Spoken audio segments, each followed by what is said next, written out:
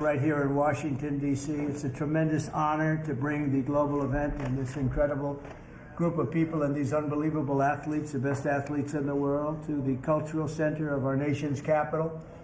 I just left the Kennedy Center. We're spending a lot of money wisely on making it really beautiful. It's going to be beautiful again. It's like Washington, D.C. We had, by the way, in Washington, D.C., we have the lowest crime numbers they've had in years. Zero, it sounds like it's a horrible thing to say, but I might as well say it. Zero murders in the last week since we've done this. That's the first time in memory that that's happened, if you can believe it, how pathetic that is to have to even say it. And I'm tired of listening to these people say how safe it was before we got here. It was unsafe, it was horrible, and Mayor Bowser better get her act straight or she won't be mayor very long, because we'll take it over with the federal government, run it like it's supposed to be run. The numbers were horrible. It was a crime-infested rat hole, and they do have a lot of rats. We're getting rid of them too, and we've made a lot of progress, and it was extremely unsafe, and now it's extremely safe. We had virtually no crime. The number was down 87%, and I'm trying to figure out where was the 13%, because I don't think it existed. The National Guard has been unbelievable, and they're working with the police. And they have some very good people in there. They have some people that shouldn't be police, actually, but they have some great people there. And the Washington, D.C. is a whole different place. And Johnny, I'm sure you'll be happy to hear that too, actually. Oh, yes. But it's a whole different place. People are excited again. They're going out to restaurants again. That was the other thing I saw numbers, that restaurant business is down in the last week. No. Restaurant business, you can't get into a restaurant. Just really lying people. And that's why people don't understand how bad and how dishonest the press is. I saw one poll that had us at 19% favorable on what we're doing with Washington. Then I saw another one that has us 94% favorable. And I can tell you the 94% is correct. The others are fake, just fake news. They got to get their act together. So bad for our country, so sick, actually. So Washington, D.C. is really doing unbelievably well.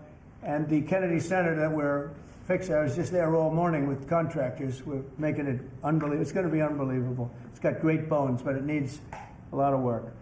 The World Cup draw will set up the group stage of competition. 48 teams will play in 104 games across 16 North American cities, from Seattle to Vancouver to Atlanta to Miami. It's going to be so exciting for our country. The 2026 FIFA World Cup will be one of the largest and most complex events. This will be one of the greatest events, one of the largest. In a way, it's like Johnny said it better. It's like having many Super Bowls in a short period of time. Because each one of these games essentially is a Super Bowl. Some of them are bigger than Super Bowls, actually. But they're essentially, each one of these games is like a Super Bowl. The 2026 FIFA World Cup will be the largest, most complex set of events in sports history. And the Kennedy Center will give it a phenomenal kickoff, and we'll be involved, and they'll be working over there for quite a bit of time. We have it all set that they can stay there for the big events, the big press conferences and everything else. And they'll be in a very safe capital. That'll be nice. You don't have to worry about walking down the street, Johnny, okay? Thank you. But you could handle yourself. I could. Okay. Already FIFA is projecting 6 million loyal fans will attend the World Cup events next year, and 6 billion more are going to be watching back home, and they think the $6 billion number is going to be actually a low number. And this will drive more than $30 billion into the U.S. economy and create 185,000 American jobs in a short period of time, too. No sporting event attracts more attention, more fans, more viewers, or more revenue than the FIFA World Cup. And again, I'll just say it's the World Cup, and it's the biggest thing there is in sports, and we have it. And I got it in my first administration, and I was really somewhat devastated, as devastated as I can be. I don't have time to get too devastated. I was very happy that today, as you saw, the group that does this, a government group, radical left group, announced that Trump was right. Took in $4 trillion worth of tariffs, that the $4 trillion are going to reduce the deficit by numbers far greater than they ever expected or heard of. And by the way, the stock market went up 1,000 points. That was as of 10 minutes ago. I can't tell you what happened. A lot of things happened. But the stock market's up almost 1,000 points. And it's basically on the news that the release that just came out from government that the tariffs that everybody was talking about, that the whole world respects us for because of what we did. The tariffs are going to be at $4 trillion. They're going to reduce the deficit by $4 trillion, Mr. Vice President. What Pretty do you good, think? sir. Yeah. Too bad it's not 5, right? That's right. It's had a huge impact, and the stock market is way up. But this will drive more than $30 billion in U.S. economy and create 185,000 American jobs. No sporting event attracts more attention or more fans or anything else. And I just look forward to the draw. So we're going to have the draw, essentially, Johnny, at the Kennedy Center. Yeah. And by that time, it'll be in even better shape. We're working on it. It's about a year project to make it. It'll be great. It'll be fantastic. You see the way this is looking? Look, nice. I can't tell you how much that gold costs. A lot of money. There's nothing like gold, and there's nothing like solid gold. But this beautiful office needed it. It had to be representative. When we took it over, it was dirty, not clean. I immediately changed the chair and had this beautiful desk renovated, brought out by the White House. People that do this, they did a great job. We send it out. We have a craftsman who's great. But this was not appropriate for the Oval Office, what I took over. And now you look at all those paintings you're allowed to turn back. All of these are great presidents, and they were all in the vaults. They were in vaults for some cases much more than 100 years. And now they're proudly hanging on the Oval Office walls, so I can't imagine anybody changing it. But they were buried in vaults for over 100 years, many of them. So it's very exciting. People come in, they really love it. They love what we're doing here. They love what we're doing in D.C., and they love what we're doing, most importantly, in the country and the world. I'd like to ask Johnny to say a few words. He's the head of the whole thing. He's been there for a long time, probably the most respected man in sports. He's amazing, actually. Works very hard, and he's got the biggest event in the world coming right here to the United States. And a little, we did a little for Canada, we did a little for Mexico. We thought, see, I'm a good citizen. I said, let them have a little piece. So we gave a little to Canada, see how nice I am? And we gave a little bit to Mexico. And Johnny, please say a few words. Thank you, President. Great honor for me to be here with you today, President, Vice President, Excellencies. Fantastic to announce what you said, which is the final draw of the FIFA World Cup on the 5th of December here in the capital, in the Kennedy Center in Washington, D.C. at 12 noon sharp. It will be broadcast live all over the world. 1 billion viewers will watch it, and it will determine, of course, the match schedule, which 48 participating teams will play. You said it, 104 matches in 1 month, 104 Super Bowls. This is not just the biggest, the greatest event, not just a sports event, it's a social event as well, with a lot of emotion. We are uniting the world, Mr. President, uniting the world here in America, and we are very proud of that. And those teams, those national teams who will come here to participate in this draw with their coaches, with their presidents, they will all be proud to be part of writing this history. And that's why we brought as well this, which is the winner's trophy. It is the trophy that the winner of the FIFA World Cup wins. Only the FIFA presidents of countries, and then those who win can touch it, because it's for winners only. And since you are a winner, of course, you can as well touch it. It's pretty heavy. Yeah. It's the winner trophy. The last one who lifted that is Lionel Messi of Argentina. And here it is in the Oval Office in the White House. Can I keep it? For you. Well, you can keep it until the World Cup. We're not giving it back. That's serious. It fits well. It goes very well on the wall right over there. We'll put it right below the angels. It fits well here, I think. That's beautiful, yeah. You can keep it until we have to give it to the next winner. That's fine. That's a beautiful piece of gold, I will say. That's beautiful. Yeah. So 6 billion viewers for the World Cup, 6 million coming to the matches, 30 billion economic impact, 185,000 jobs. This will be absolutely fantastic. The biggest event ever, and everything will start here in Washington, D.C. at the Kennedy Center, or the Trump Kennedy Center. We'll see that, how it will be called, on the 5th of September at noon sharp. 5th of December, noon sharp.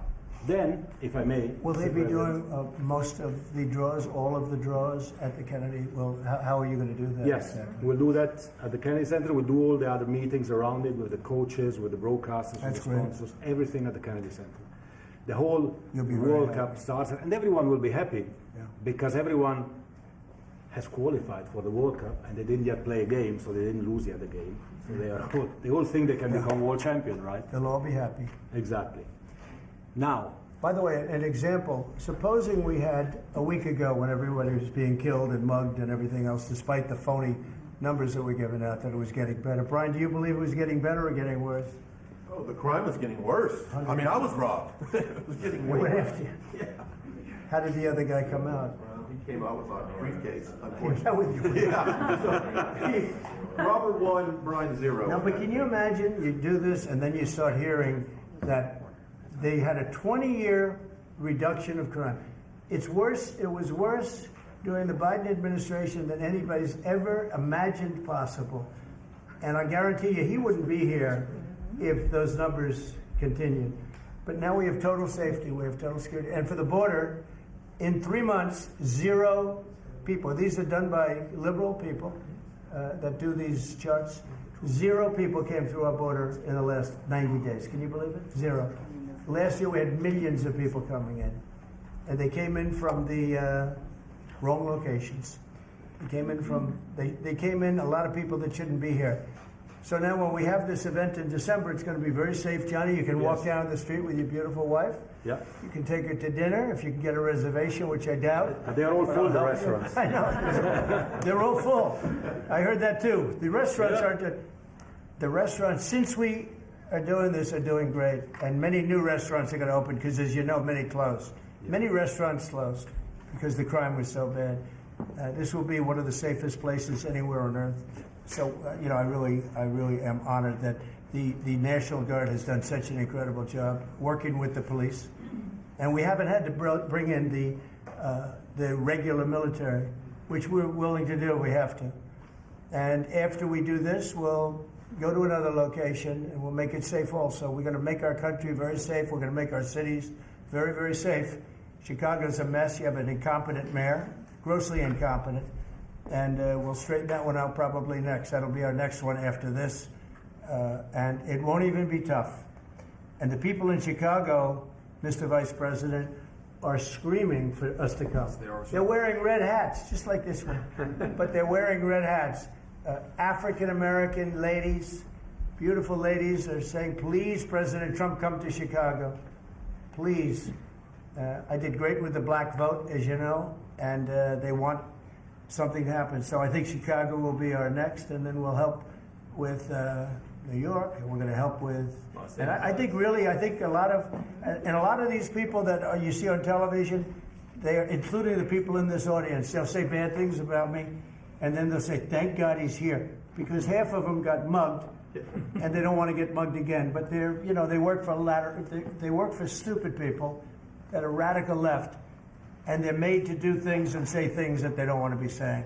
But the people right here are all happy because you're not going to be mugged in Washington, D.C. anymore.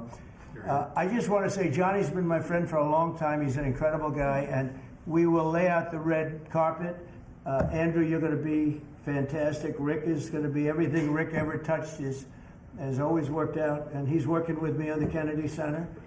And his very good friend was an actor on Broadway for 5 years, right? And I assume he's helping us a little bit, right? Yes. And Andrew, you're all excited about it? Absolutely. Would you like to say something? This is a great opportunity, Mr. President, to show off the first 250 years of the United States of America, the greatness, and then the hope and promise of the next 250 years. When you think this World Cup is going to be over our 250th birthday, Mr. President, your leadership, obviously, with FIFA leading the way, this is the largest sporting event in the history of the world under the Trump administration. So very excited. I just want to say one thing. Andrew Giuliani, so his father is Rudy, the greatest mayor in the history of New York, I think by far.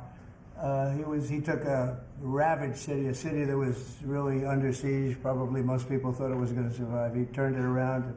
He was a great, great mayor. And then they treated him very, very unfairly. You go back and tell your father all of the things that have come out over the last couple of months through Tulsi and through all of the people, Cash, everybody. They've proven your father 100% correct. His father was treated so unfairly. Your father has been 100% correct, and tell him we all love him. Okay? Thank you, Mr. It's President. been amazing. What he had to go through was very, very unfair, nasty. These are bad people. Mr. Vice President, would you like to say something? Well, sure, Mr. President. Thank you, and thanks to Johnny for being here. We're very thrilled about the World Cup. Just to echo something the President said about crime in Washington, D.C., this is the national capital of the greatest nation in the world, and we had murder rates just a few weeks ago that rivaled some of the worst third world cities anywhere, even in very, very poor regions of the world. Why did we accept that? Why did we allow it to happen? We allowed it to happen because we had broken leadership in Washington, D.C., and unfortunately sitting behind the Resolute desk. What we have shown in just under 2 weeks of taking law enforcement seriously is that the American people can have their streets back if their leadership is willing to put in the time and the resources. Mr. President, you've shown in Washington, D.C. that we can have safe streets again. We've just got to have the political willpower to focus on the bad guys and to give the American people back their communities. We are focused on doing that, thanks to the President's leadership. Thank you. And that's a really very small percentage. It's 2%, 3%, but that 2% and 3% wreaks just havoc throughout a community. People are petrified, and I notice a couple of the women in the back are shaking their head, yes, yes, yes. I won't report who you are because you'll end up losing your jobs, but it's true. It's amazing. And the police, and you look at the D.C. National Guard, I saw pictures of them last night getting off vans and all, and I saw some bad ones running, but they're not running so much anymore. They're not there. They're just not even trying. You're totally safe. Now, there'll be something happening sometime. I don't know. Maybe it won't be for a long time, but this was every night would get reports of people being mugged and killed. There's one woman on television last night. She had a badly busted up nose, and she said, well, I like our streets the way they used to be, and she thinks it's going to happen like by doing nothing. And they say, what happened to your nose? She got slugged by a guy walking down the street, slugged. Her nose will never be the same, I guarantee you, unless it takes a pretty good turn. She wasn't really for us. But she sort of said, well, maybe something has to happen. Before this happened to me, she got whacked. And I don't think she'll ever be the same. She was a half a Trump fan, a woman that would have never been a Trump fan, but she was hit hard. It's not going to happen anymore. Not going to happen anymore. But then we're going to beautify the city too. That's where I was today at Kennedy Center, and we're going to beautify the city like it has it. And we're working with Clark Construction, the biggest construction company in Chicago, and in Washington. And the head of Clark is great. He's all over the world, actually, but Washington, I would say, is their home. That's where they do the best work, the biggest work, and they've been doing a fantastic job. So you're going to have a fantastic, clean, beautiful place. It's going to be better than it ever was before, literally better than it ever was before. We'll get it done very quickly.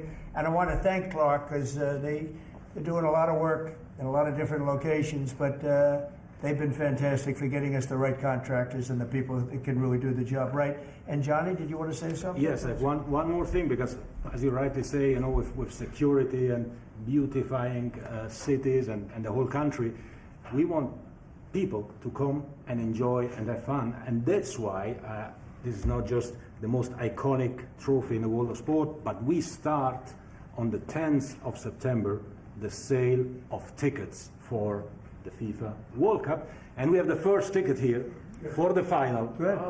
Wow. For you. Oh, good. That's cool. Wow.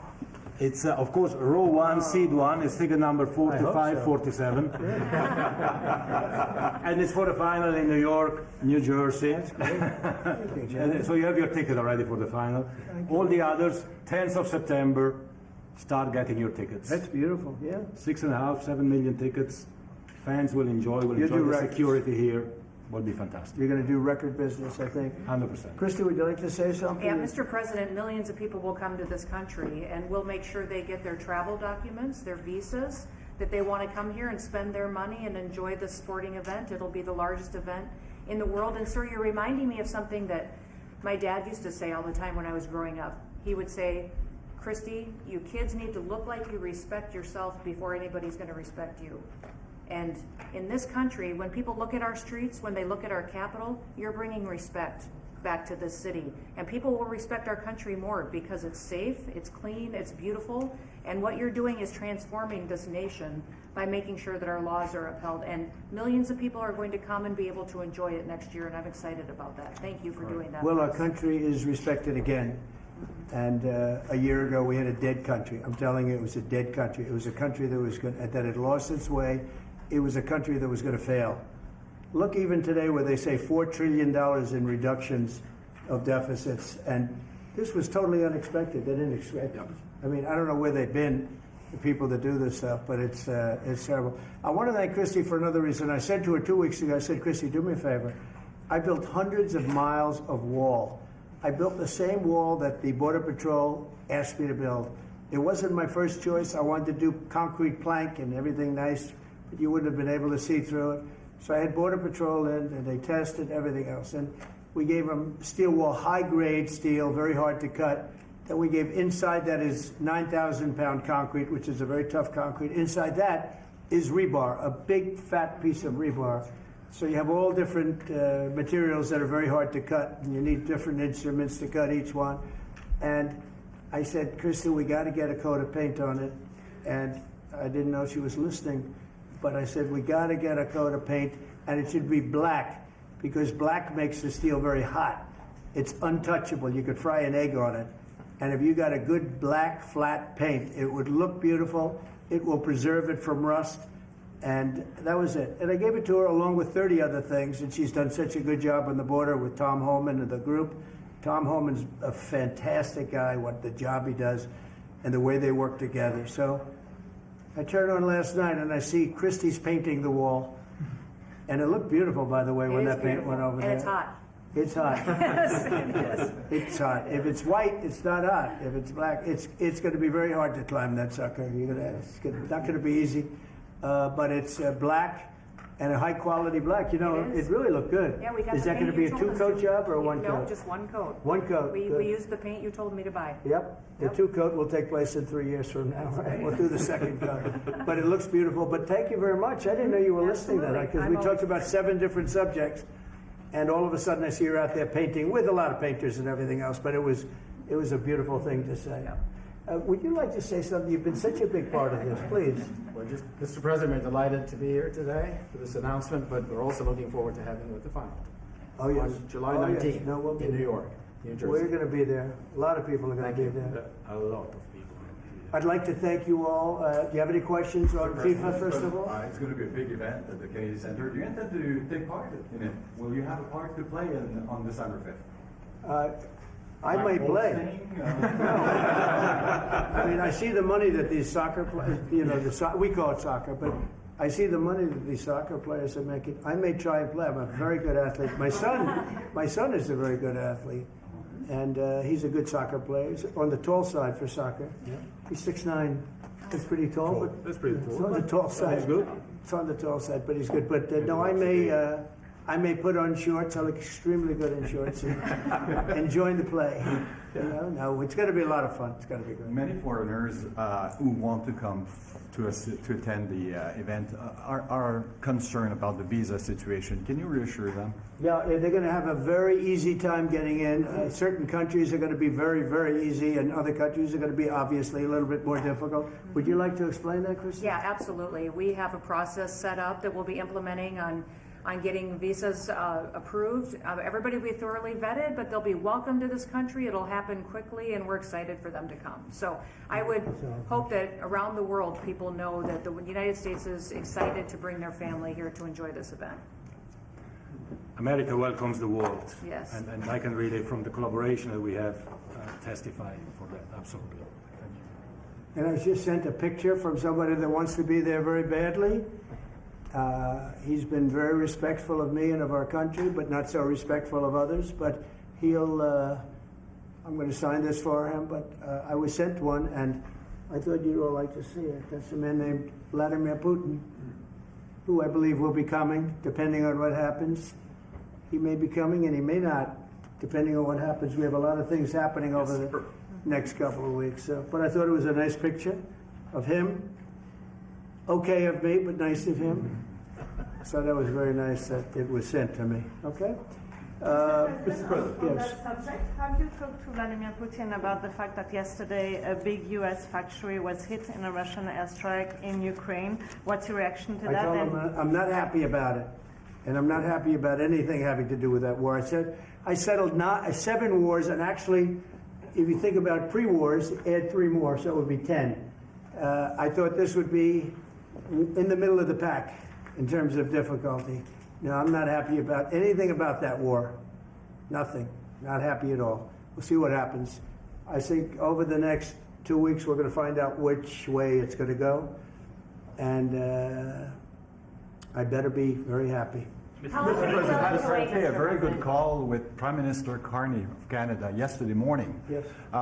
Actually, Canada is taking away some retaliatory tariffs. He's So- removing his tariffs, yeah. Exactly. He's removing his retaliatory tariffs, which I thought was nice. And we're going to have another call soon. Okay. Yeah, we had a very good call. You're getting closer towards an Well, I agreement like on him. trade? I like him. You know, look, I'm fighting for the United States. Canada and Mexico have taken a lot of our business over the years, over 25, 30 years, especially during the Biden years. They took a lot of our business, and it's basically all coming back into the United States now. Well, hot as a pistol, and it's coming back in. Because of tariffs and the incentives we give, it's coming back. And it's impossible, I think, for another country to stop it. And we are working on something. We want to be very good to Canada. I like Carney a lot. I think he's a good person. And we had a very good talk yesterday. So I think it'll be good.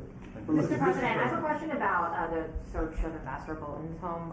The Vice President recently just did an interview saying that it's about classified documents, but that there's also broad concern about him. What are the concerns? Well, that I you haven't have? spoken to Pam in the group yet, but I will be. I saw that just like everybody else. I try and stay out of that stuff. I'm allowed to be, and I'm chief law enforcement officer, believe it or not. You know, I don't like to go around saying that, but I am. That's the position. But I purposely don't want to really get involved in it. I'm not a fan of John Bolton. I thought he was a sleazebag, actually. And he suffers major Trump derangement syndrome, but so do a lot of people, and they're not being affected by anything we do. I don't know anything about it. I just saw that. I'll find out about it.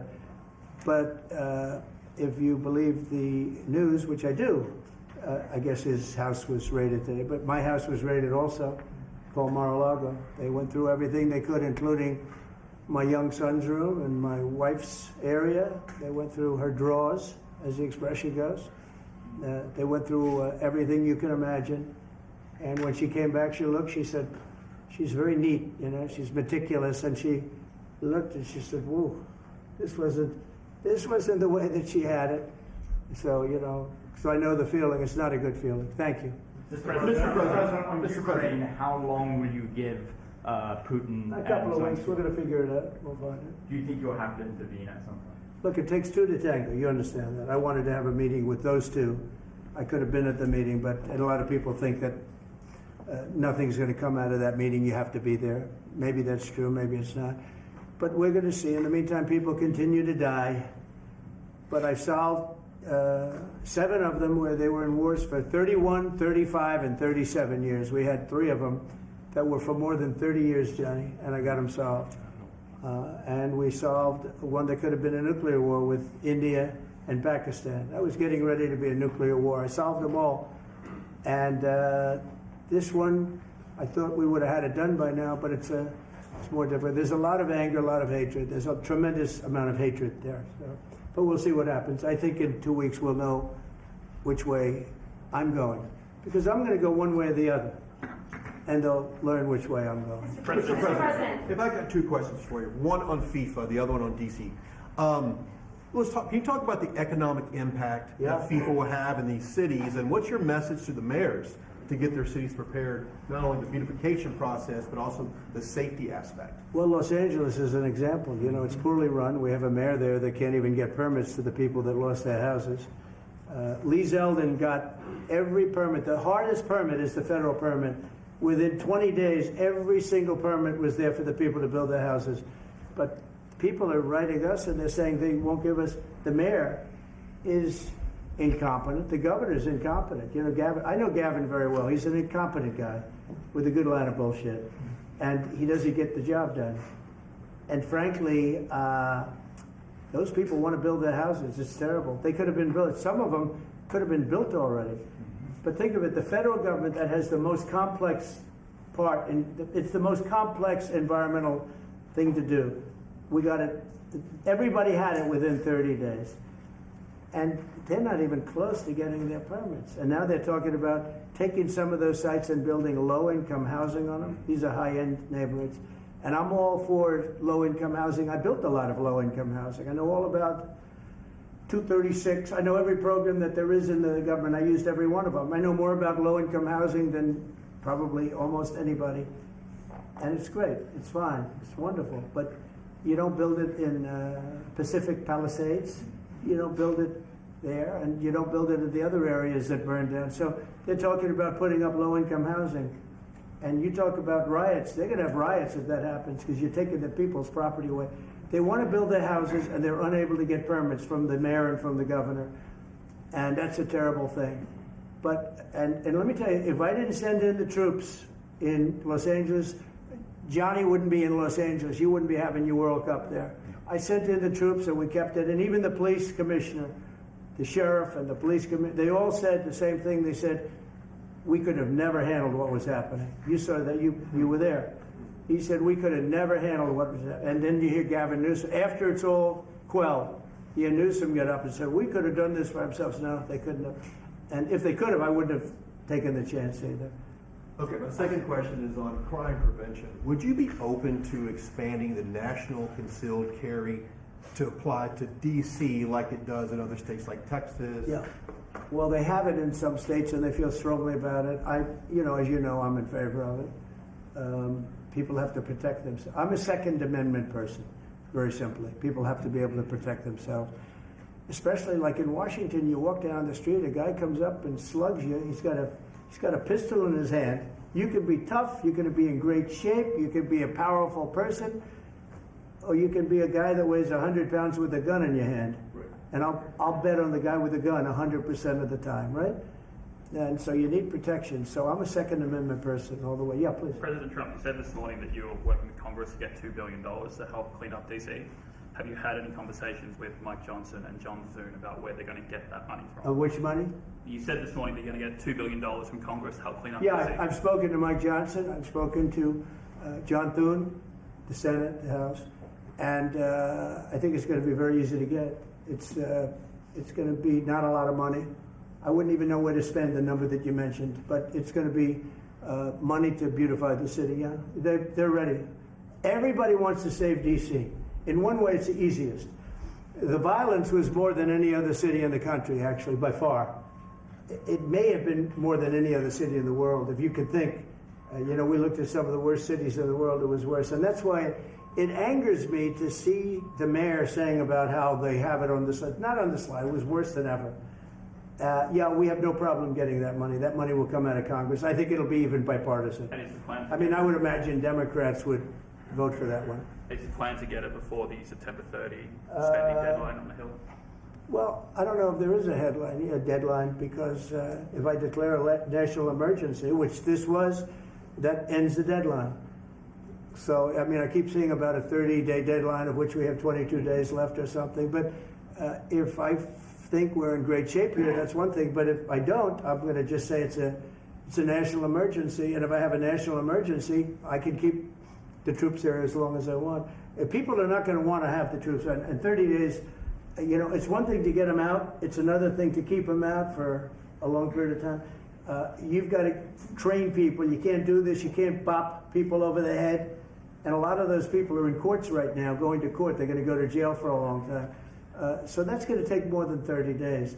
But if I have to, I'll declare a national emergency, which I don't think I'll have to do. Yeah. Mr. President, can I ask you about Russia? You said in 2 weeks you'll know whether you go. Yeah, I think I'll know. I think I'll know the attitude of Russia and, frankly, of Ukraine. It takes two. What are the 2 ways you can go at the end of 2 weeks then? Well, then I'm going to make a decision as to what we do. And it's going to be a very important decision. And that's whether or not it's massive sanctions or massive tariffs or both. Or do we do nothing and say it's your fight? Look, I would have never been in this war if I were president. You wouldn't have had this war. It was never going to happen. This was caused by stupid people that fought. And you know, people say, well, how do we know? Because for 4 years, it was never even a subject. And Vladimir knew, and you see his picture right here. It was nice that he sent, but Vladimir knew very strongly we wouldn't have stood for it. It wouldn't have happened. 100% wouldn't have happened, but it did happen. And now they're losing from 5 to 7 young kids. Think of it, you're a parent and your son is leaving. He's Russian or he's Ukrainian. And he's leaving and they're waving goodbye. Nice, beautiful kid. Nice crew cut, all set. He wants to be a soldier. And goes there first week, he has his head blown off. And he's no different than you people, me. And it doesn't matter where. I mean, I solved a problem in the Congo that was vicious. Rwanda and the Congo, the Republic of the Congo. And they were fighting for 31 years, and it was machetes. People were getting their heads chopped off. That was going on for 31 years. I got it solved. You saw it. They came to the White House. We signed an agreement. It was amazing. People can't believe we got it done. I love to stop killing. I really do. People thought it would be just the opposite. Hillary Clinton said, oh, he'll get us into a war. No, I'm getting everybody else out of wars.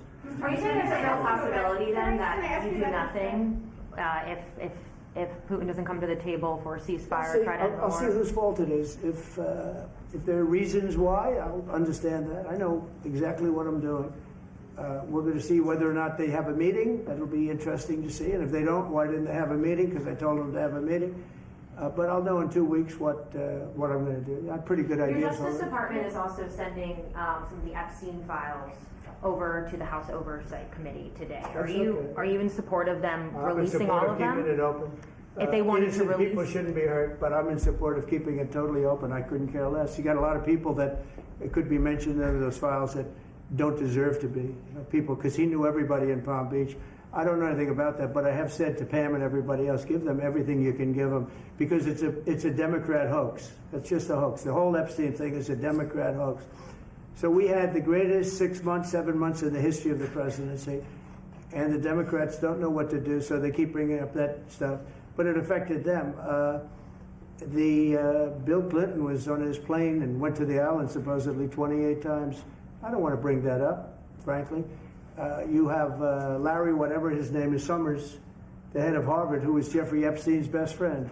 Nobody ever talks about that. I mean, but I don't want to hurt Larry Summers, but he was best friends with Jeffrey Epstein. No, this is a Democratic hoax to try and get the significance of what we've done over the past 7 months. Nobody's ever seen anything like it. They say it's #1 in history. What we've done, including stopping 7 wars. I mean, just include that. And now you look at the stock market today. It's way up to start off with from where I took it. And this market was going to crash. If Joe Biden or Kamala were president, this market we would have had a crash like in 1929. You're not going to have that. It's only a question of how high is it going to go. You know, I had the strongest economy in the history of our country. And despite COVID, we had the strongest economy in the history of our country. And we're going to blow it away this time. I was always good at making a lot of money. And whether it was for myself or whether it was, I like doing it this way better. I mean, I like making it for the country. Our country has been ripped off by friend and foe, nations all over the world ripped off. And the friends have been much worse than the foes for the most part. And they're not ripping us off. We just signed a deal with the European Union. They're paying us essentially $950 billion, like a signing fee. They're going to buy $750 billion worth of energy. They weren't buying much of our energy there. And they're very smart in doing it. And as you know, Ursula was here a couple of days ago having to do with the people, the leaders that we had a great, people said they've never seen anything like it. Well, we had the leaders of Europe right here in the Oval Office. And she's so happy that she has an agreement. But people aren't ripping us anymore. We're run by, this country is run by smart people now. Mr. President, in Israel... Two questions. One is about Intel. There have been reports that you're considering taking a stake in Intel. Can you tell About the us 10%? About the 10%. Yeah, I met a man. He was a very nice man, and I called for his removal because I saw something by a man named Tom Cotton, a senator from Arkansas, who's a great guy, friend of mine, supporter of mine, big supporter. I'm a supporter of his too. And he wrote a pretty nasty story about the head of Intel. And I said, well, if that's right, he should resign. And he came in, he saw me, we talked for a while. I liked him a lot. I thought he was very good. I thought he was somewhat a victim, but you know, nobody's a total victim, I guess. And I said, you know what? I think the United States should be given 10% of Intel. And he said, I would consider that. I said, well, I'd like you to do that because Intel has been left behind, as you know, compared to Jensen and some of our friends, NVIDIA, some of the people and the people in, because Intel should have never been. Intel was the biggest, most powerful chip company in the world. And then they started leaving. And they started going to foreign countries, in particular Taiwan. And if we had a president that would have said, okay, you can go to Taiwan, but we're going to put a 100% tariff or a 200 or 300 or a 500% tariff, anybody that sells into the United States has to pay. They wouldn't have left. They would have never left, and we wouldn't have. So in the meantime, we had people that were, in some cases, good politicians that weren't good on trade. I loved that man, but he was not good on trade. I totally disagreed. He allowed the car industry to be taken out of this country. We lost 50% of our car industry. But that's all coming back. It's all coming back. But if somebody would have said that with Intel, would be a giant right now. Now, with that, they've had some bad management over the years, and they got lost. And I said, I think you should pay us 10% of your company. And they said, yes, that's about $10 billion. I don't get it. This comes to the United States of America. And I said, I think it would be good having the United States as your partner. He agreed. And they've agreed to do it. And I think it's a great deal for them. And I think it's a great deal. He walked in wanting to keep his job, and he ended up giving us $10 billion for the United States. So we picked up $10 billion. And we do a lot of deals like that. I'll do more of them. If somebody has, like we have restrictive covenants with Jensen. We have, it's NVIDIA. And to unrestrict the covenant, nothing to do with losing our powers or military or anything, because that I wouldn't do. But there are things you can do that don't affect us, that actually help us. And if we're going to give somebody a restricted covenant, we have a strong restrictive covenant on certain industries. And I will absolutely give somebody a opening on to do a lot of business, which is good for us, as long as it doesn't hurt us in a security or military way. And if I do that, I think the country should be paid, because anybody else, I have it in real estate, where I'll have a deal with somebody and I'll have them restrictive covenant. Then they'll come back and they'll say, I'd love to be able to build over here, but I'm not allowed to because you have me covered, you have me restricted. I say, I'll let you build over there, but pay me a lot of money. No different.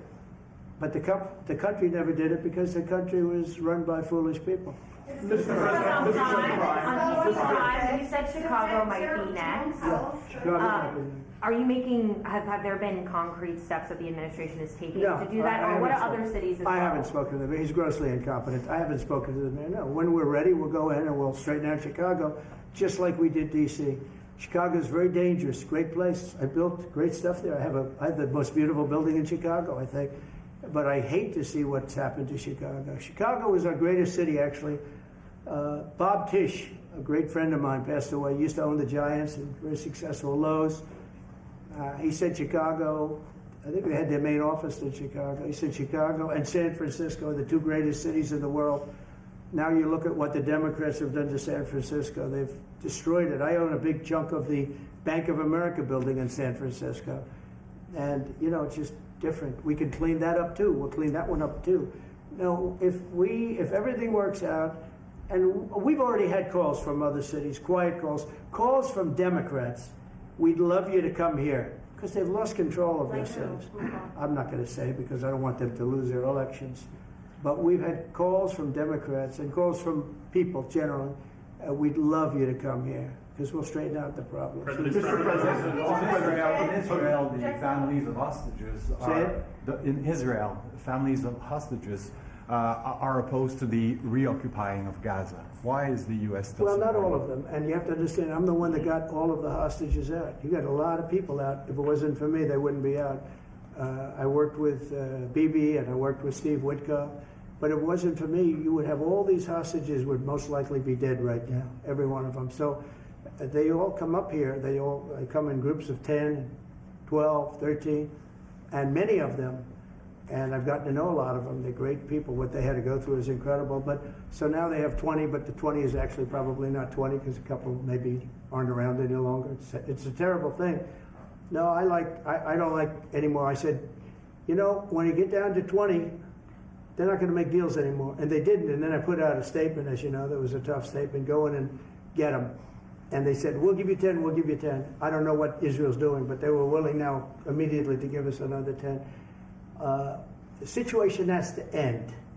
It's extortion and it has to end. And we'll see what happens. I actually think they're safer in many ways if you went in and you really went in fast and you did it. And people can't forget October 7th, remember that. I'm friendly with all groups. I won the Arab vote in Michigan. I did so great with the Arab vote, remember? I started off at 0, I ended up winning. I wouldn't say the candidate was the greatest, but I would have won against anybody. They're great people. But we have to do things properly. And you know, I'm very proud to say I got the hostages out. You have hundreds of people that are living now because of me. And now we have that final little group of people. And Hamas knows that if they give them, that's probably the end of their lives. So it's not easy to get. And I know if you're a parent, you just don't care. You want, I want my baby back. They want their babies back. They want their kids back. And I understand it. But I got them out and did a good job. And we're doing everything we can to get the hostages out. Thank you all very much. Yes? So Jackson Hole, Jay Powell today said, he suggested that they might cut interest rates, but they never proceeded. Well, we call him too late for a reason. He should have cut him a year ago. He's too late. You know, we have a stock market that's up 1,000 points today. I better be careful because I go out there and I'll see it's down 1,000, right? But it's up 1,000 points when I came in here. We have a country that the market's the hottest it's ever been. The country's better than it's ever been. We have a military that I rebuilt largely in my first term. We had a great, successful first term, but this is going to be even better. But we rebuilt it. We gave a lot of it away to Afghanistan, but relatively small compared to the overall. But I think it was the most embarrassing day and period in the history of our country that they allowed those 13 wonderful people, but it's really hundreds of people were killed. And they don't talk about the 48 that were so severely wounded with no legs, no arms, nobody ever mentions them except me. But that was the worst day, the most, it just showed how incompetent. Frankly, if that didn't happen, I really believe that you might not have had the problem with Russia. I think Putin was sitting there watching these stupid people running our country and said, this is a time to invade. It's, you know, this is a time. And then Biden made the statement, well, he can do a small incursion. When he said that, it was off to the races, right? When he said he can do a small incursion, remember that? I was surprised he knew the word incursion. I didn't think he had that good of a vocabulary. I want to thank everybody. It's very important to me and to everybody up here, the World Cup. And Johnny has been so incredible. I mean, he's really a great leader. I mean, to think, I said, Johnny, do it by phone. You don't have to come. No, he said, I'll come. And he flew all night long to be here and listen to this about how great we're doing in D.C. But he's a fantastic leader, and this will be your most successful World Cup ever. Thank you, Jim. Thank you so much. America win. Yeah, can we win it, Mr. President? I don't know. That's I watch some of those teams go right. They go down that field. I don't know. But let me ask you: what chance does America have of winning? Well, the home team always has a good chance to win. It depends See, how he's a it good starts. No, but has some good players. Of course, you have a chance. Will Barrett be going to any of the games, Mr. President? I'd love to have him. He'd love to. He's very tall.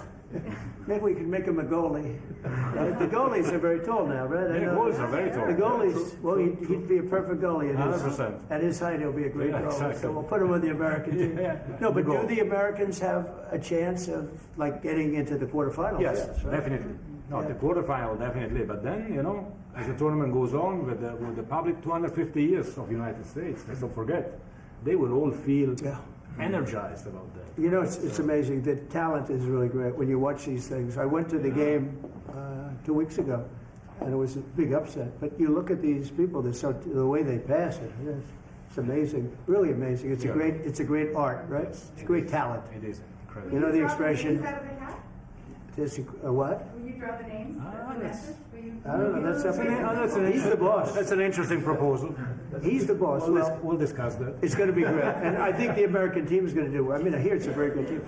Good luck, everybody. Thank you very much. Thank you. Thank you so much. Thank you guys. Thank you. You keep a lot of those. Thank you guys. Thank you. I just got one. Thank you. This was sent to me. We're done. Thank you. I thought it was a nice photo. Thank you very much. Thank you guys. Keep moving. Thank you. Thank you guys. Keep moving. Thank you, everybody. Thank you. Keep moving. Keep moving. Thank you, guys.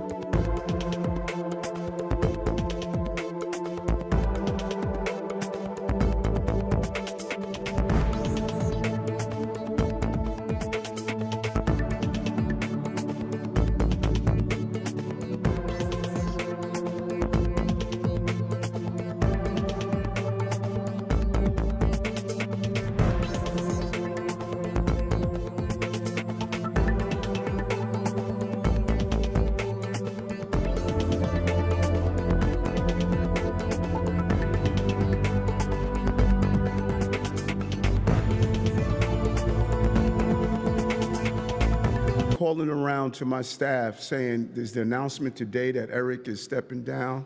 Hell no. That cannot happen. I'm not going to leave this city to a beret-wearing carnival display.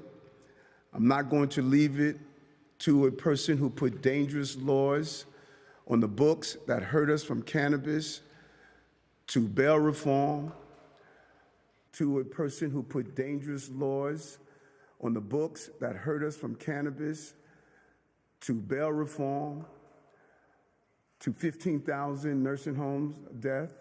I'm not going to leave this city to someone that wants legalized prostitutions on our streets.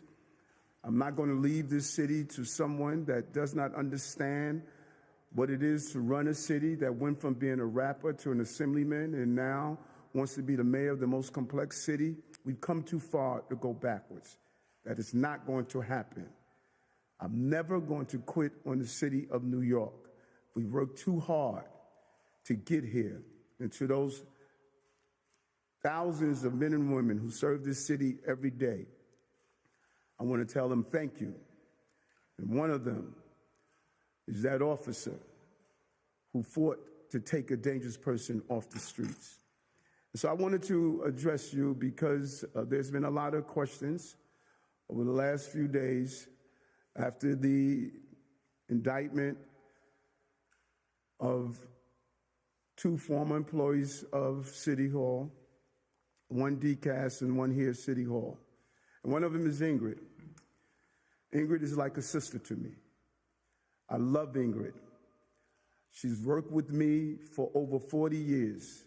I served as a police officer with her husband. I know her son, and I know her, and I know her heart. And she and her attorney will deal with the case that's in front of her. My prayers are with Ingrid, and I wish her the best. And throughout the number of years that I have known her, I found her to be a hardworking, dedicated member of city government for over 40 years. And with Jesse Hamilton, former state senator, former employee here. I wish him the best as well. I wish them to go through this process and allow their attorneys to do their role. And I am not going to interfere in any way with the process. Our communications with the district attorney's office indicated that in no way am I involved with any of the reviews that they're conducting in this manner. And I'm going to continue to do the job that I've done for 8.5 million people. And to New Yorkers, I'm sorry. Instead of us talking about what we have done in this city, instead of us talking about how we brought down crime, brought back jobs, put money back in the pockets of working class people, revitalized our economy, and made our city safer, we have to deal with conversations like this. But on the campaign trail, I'm going to continue to tell my story and allow you to make the right choices. I've committed my life to this city as a police officer, as a state senator, as a borough president, and now as your mayor. And we have not always gotten it right, but we have never stopped being dedicated to the people of this city. And I'm going to continue to do that as long as you allow me to do so. I want to turn it open for a few questions. Hi, Mayor Adams. I just wanted to ask you specifically, about the case and about what the city is potentially paying for. This is a specific question. So Ingrid's lawyer says she was only trying to help her constituents navigate the city's onerous bureaucracy. But I wanted to get your take on that, since some of those constituents also allegedly bribed her with free food, home repairs, and $50,000 wired to her son. And the second question is, these are people who are very close to you, Ingrid in particular. How can you let New Yorkers know that people who are so close to you, including even your son had a movie funded by the Argentos who were arrested yesterday, how can they truly believe that you had no knowledge, no information, or no understanding, or no involvement at all in any of this? And these are people who are so close to you, and it even involves your son partly. First of all, it didn't involve my son. My son worked, he had a job at Broadway. Are you going to let me answer the question? My son was employed at Broadway Stages, and anything involving the case, you said you spoke to the attorney, speak to the attorney. I'm not talking about their case. The attorney will handle that. And is the city paying for the legal fees of anyone who was arrested and indicted yesterday? Speak to Corporation Counsel, not of my knowledge, but I actually have a couple of questions. One, I wanted to ask Randy Mastro. You're a former federal prosecutor. You've prosecuted racketeering cases. You've prosecuted all kinds of things. What's your take on this case? Do you think that this goes to the heart of corruption in city government?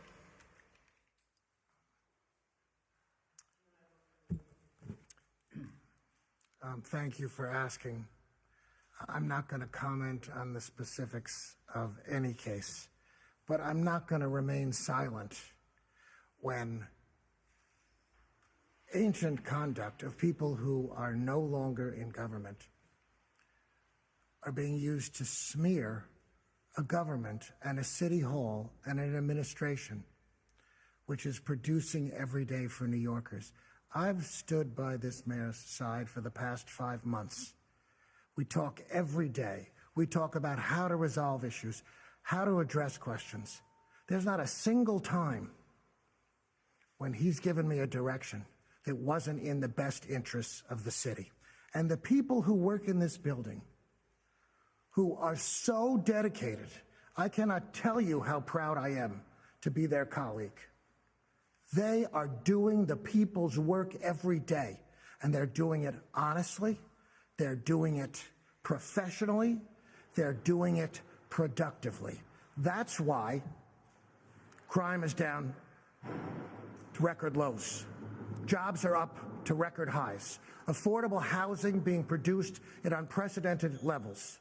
That's why right across the street, Department of Education and the Chancellor producing public school student test scores higher in math and reading in every grade, every category.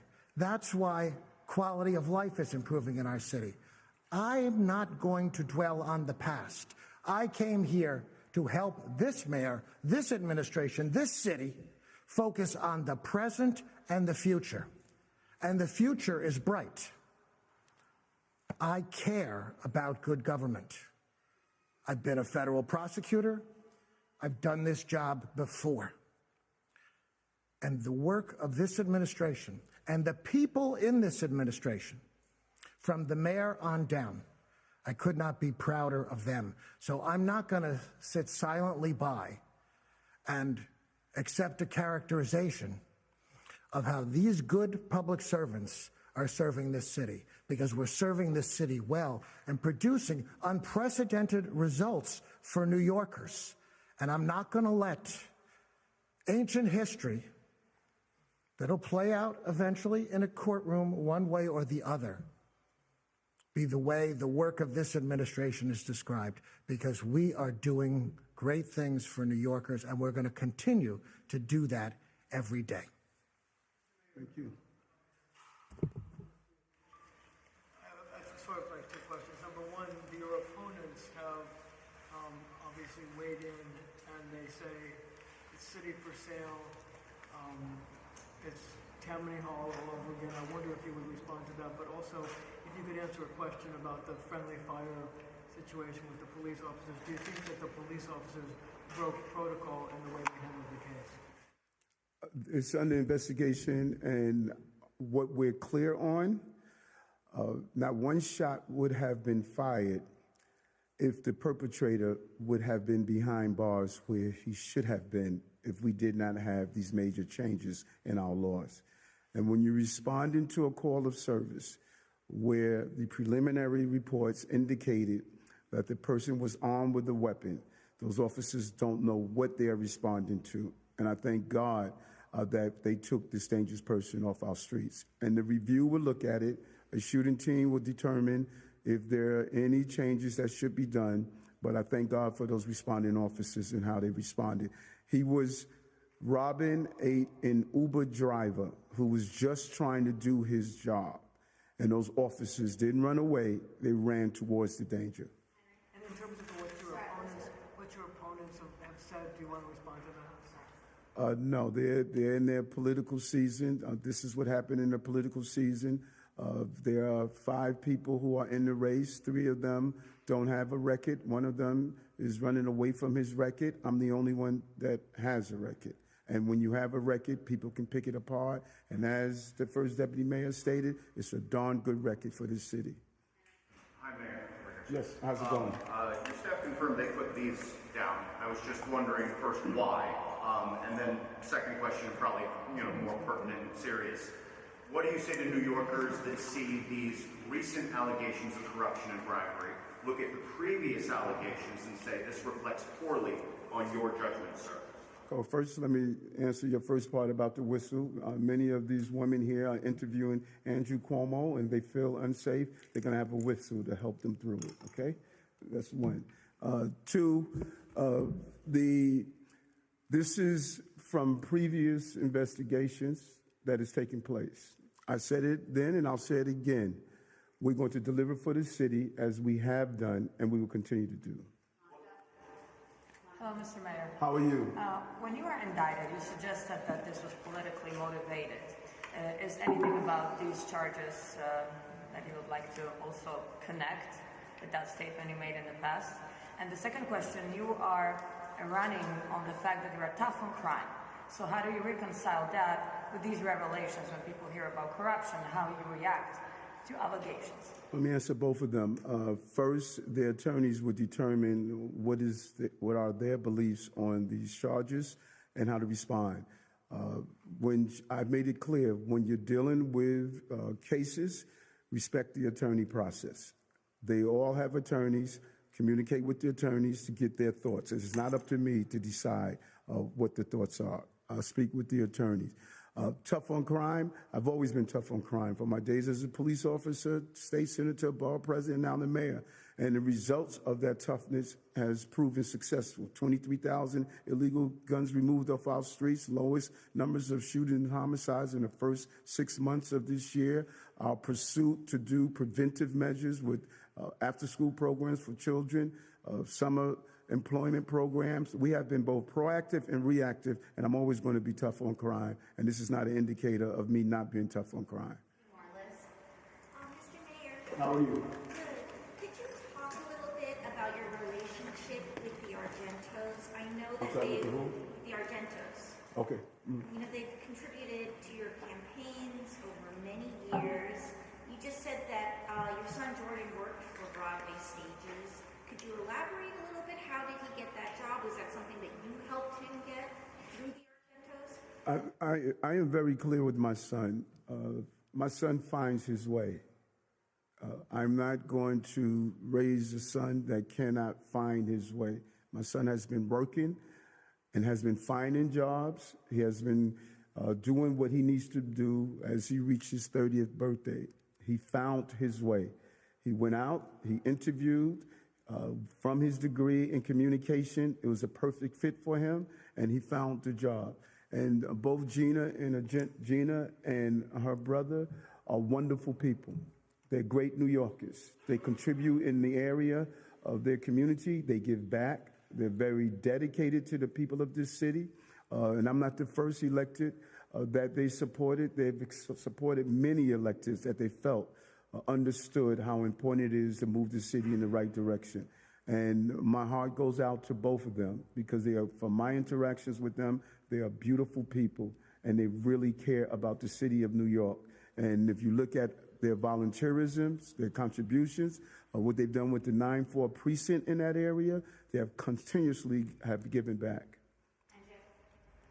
Good afternoon, Mayor. MJ. There are those who look at this, your opponents in particular, and will say, Eric Adams called the reporters here today to do damage control. Is that what this is, Mayor? Is this damage control? No, I want to move around the city, and I don't want you following me around with the cameras in my faces and the phones in my faces. So I might as well get you all together and explain. And now all New Yorkers an explanation of what we're doing. So this is not damage control. It is about communicating with you so that I can do the business out there without you having to follow me around. You can speak to me right here. Mayor, the re-election is being more complicated day by day. How you see the future? Well, first of all, if you would ask those who are regularly here, they would tell you a year ago, I said this is going to be the most interesting election in the history of the city. It panned out to be true. This is New York. New York is a complex place. New York is a place where any given day you can get a call. I got a call early this morning. I have an officer shot. We deal with hurricanes that hits our shores. That's why you have to be ready to do this job. In order to do this job as mayor, you can't go from rapper to assemblyman and then mayor. It's too complex. There's too many layers. Your first job, real job, should not be leading the city of New York because you have to respond to these uncertainties. And I challenge all of you, go back. The first time I had to deal with the lawfare of the federal authorities, look at what we did after that. I never wore my personal crises. I delivered for the city of yes, universal after-school program, paying off medical debt for New Yorkers, removing the income tax for low-income New Yorkers. I never stopped. I've been able to deliver for the city no matter what came at me, and that's what you need to do if you're the mayor of the greatest city on the globe, New York. Mr. Mayor, What's up, Greg? How are you? It's fine. So I understand you're not going to comment on any of the specifics in the case or go over any of those things, but I think, for your employees, the New Yorkers, what message does this send that you're not condemning these actions, if true, of some of these things that happened, whether it's your long-term friend Ingrid or anybody like that? Because, do you believe that it's okay for somebody to cut through red tape in city government, as you're saying, just to help people out, but then simultaneously what benefiting themselves? What message does that send New Yorkers? And then is there anything you'd like to address with Woody Greco this week? whatever that situation is at this point, saying that she accidentally gave a bag full of cash to Katie Honan, or she meant it as a gift? Did you want to comment on that at all? Okay, first of all, the message that I'm sending. The message I'm sending is something called due process, something we all believe in, what makes our country different than other places and what makes us great. And so if you condemn someone without that due process, it's slap in the face of what our Constitution stands for. Let the due process play out. And you can communicate with their attorneys if you have some questions. I'm not looking for you to say Ingrid did this and she should be convicted. I'm just saying, like, to the people that are still working under you, everybody that Randy Mastro just praised they're doing great work here. You know, if any of these allegations, not just Ingrid, not just Jesse, all these allegations, any of these are true, when you want to condemn that, to say that you are looking to root out corruption in your administration. First of all, you're being hypothetical, and I'm not going to do that with someone's life. And we have very, very strict guidelines on rooting out and not allowing corruption to be in our administration. And we have conflict of interest board that tells us what we could do and what we can do. Do people make mistakes in those conflict of interest board ruling? Yes. Fines are given out all the time and often when people make a mistake in what they do. That is why we have a conflict of interest board. We do training. We do all the things that we're supposed to do, and we're going to continue to do that. Would you like to say anything on Winnie Greco? I'm sorry? Would you like to say anything on... I have no idea of the communication between Winnie and the reporter involved. I don't know what conversation they have. We don't give money to reporters. I don't know anything about what took place there. We condemn that type of action if it was done for the wrong reason. I have no idea. And she's no longer able to volunteer on the campaign because that's action that the perception of it we don't agree with and I don't tolerate. No, don't start yelling. Don't start doing all that yelling and screaming, because then I am going to bounce. We're going to take a few more questions, but I got a city to run, okay? Go ahead. How are you? I'm wondering, do you agree with Ingrid's lawyer's characterization of the charges? He said that this was politically motivated lawfare. I just answered that. Her lawyer represents her. I don't represent her in this case. Speak with her lawyer, and her lawyer will give you his input. I don't represent her in this case. What do you make of the timing? Obviously, it's coming as you're seeking re-election. You've had to deal with legal challenges in the past. Do you make anything of that timing? Well, you know, I wake up every day and I deal with the plate that's in front of me. I don't say woe is me. I say why not me. I have to succeed no matter what because I'm fighting for New Yorkers. My mother didn't wake up and say life is tough. She woke up and she delivered for our. First of all, yes, you're right. She is close to me, and I love her like a sister. And she's in my prayers, and her attorney will handle her case. Were you aware of any allegations? No, there were no complaints on her work ethic. In fact, to the contrary, people knew that she knew how to make sure that the people in the city got the services they needed. And she did that in the Senate office, in Borough President office, and here as well. Mr. Mayor, Yes. how are you? I wanted to ask you, are you disappointed at all in Ingrid, Jesse Hamilton, or Winnie Greco's actions? And I also wanted to ask you, why should New Yorkers trust you, because this is another case, more indictments, to make sure that this isn't going to continue to happen, at least in your first term and possibly in your second term? Well, I think New Yorkers should trust me on how I deliver for the city. I mean, you've covered me for some time. You know that we brought down crime. You know that we've helped foster care children. You know that we improved grade scores in our schools. You know we built more housing in individual years than any other mayors. You know we took 23,000 guns off the streets. You know what we're doing for foster care children, for NYCHA residents. You know what I do. They would trust me if you write about the good things I do. They'll trust me. I am fighting for New Yorkers every day, and I get up to do that. And there's going to be distractions. And New Yorkers, there are things I would have loved to have done differently, but I don't live life in my rearview mirror. I learn from those bumps in the roads and become a better, not only mayor every day, but a better human every day. I'm being disappointed in Ingrid, Jesse Hamilton, or Winnie Greco's actions. A due process. You just now you said there were things that you wish you could have done differently. Looking at this particular situation, is there anything you feel personally you could have done differently? No. So what could you do differently then? There's a lot of things I could do differently in life. I think all of us, everyone that's in here, could look at something they wish they would have done differently. I wish I would have spent more time with my son when he was growing up, instead of being the advocate for everything that I was doing. So there's a lot of reflection I have on my life, what I could have done differently. And anyone who don't reflect on their life and state that I wish I could have done differently, then shame on you. That means you stayed home every day in the bed. I got up every day and delivered for this city. In every role that I had, I delivered for the people of this city. I'm going to continue to do that. Hi, Mayor. How are you? Good. Question again with the Argentos. The indictment says that their bribery led to the redesign of McGuinness to get changed. I was wondering, with all these allegations coming out, are you going to go back to McGuinness, direct your DOT to go back to the original plan, or make any changes in response? No. McGuinness was a win to sit down and come to a resolution that both sides could agree on, and there will be continuous modifications of our streets. That's part of what we do. We keep modifying to get it 100% right. And from my understanding, there was a lot of conversations. There were both people on both sides of the issue, and you have to come to a middle. This is New York. In New York, every one person that wants something, there's another person that wants something differently.